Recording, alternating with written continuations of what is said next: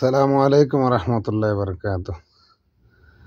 ভাই, আমাদের বাংলাদেশের প্রাইম মিনিস্টার শেখ হাসিনা উনি মেট্রো রেল স্টেশনের জন্য ওনার চোখের পানি পড়ে। তারপরে আপনার সড়ক ভবনের জন্য ওনার চোখের পানি পড়ে। তারপর জ্বালাও পোড়াও করছে যে গাড়ির জন্য ওনার চোখের পানি পড়ে।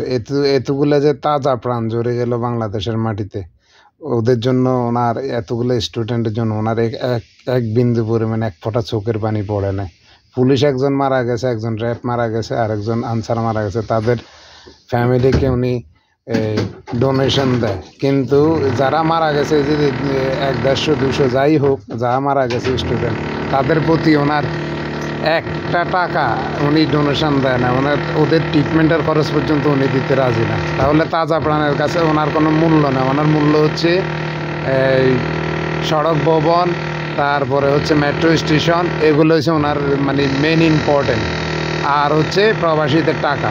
এটা হলেই সরকারও খুশি, দেশের পাবলিকও খুশি। বুঝতে পারছেন?